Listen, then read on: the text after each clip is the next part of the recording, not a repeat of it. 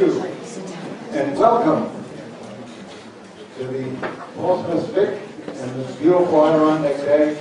Looking out the windows reminds us of why we're here and what we care about and want to keep beautiful forever.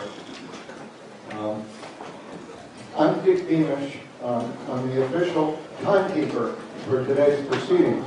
And I have here my egg timer I got at the dollar store yesterday, and I hope it works. I've got 5 minutes, and I'm told I got to stick to this.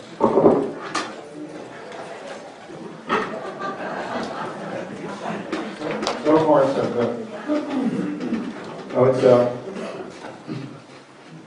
my interest in today's subject, and I wrote this out so I would stay with 5 minutes. The need to strengthen the Adirondack Park Agency goes way back to 1972, when I was on the staff of the brand new APA.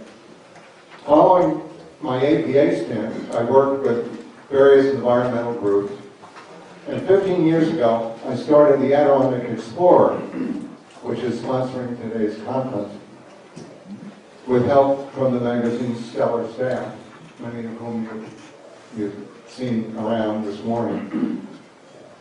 And I want to start with a thank you to all those who provided support to make this conference possible, including the Prospect Hill Foundation, which is represented here today by, among others, Penny Wolgeron.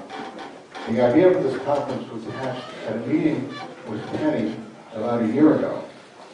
So here we are.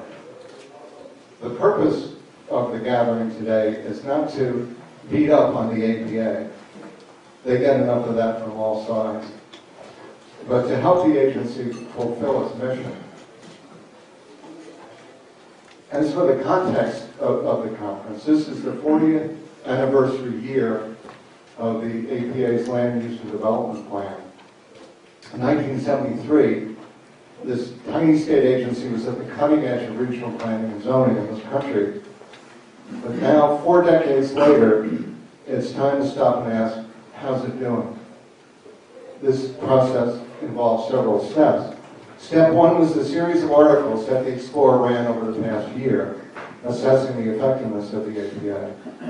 Step 2 is today's conference.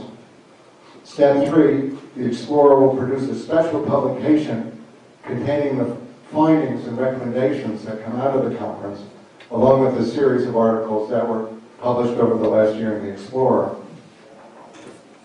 Step 4 will be using the publication to drum up statewide support for strengthening the APA.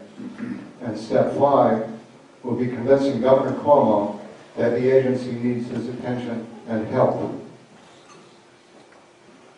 As you can see from the schedule, we've got a very full plate, which explains as part of this egg timer in front of me. We have 3 panels, Q&A sessions, Assembly and Dance Deck.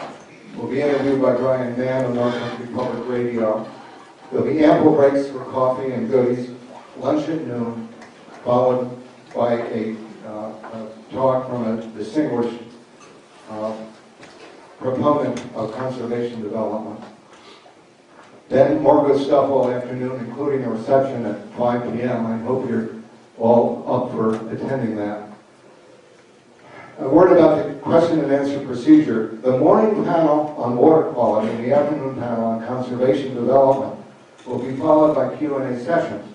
If you have a question, please write it on a blank card available at the registration table. If you don't have a card, you can get one during our first break.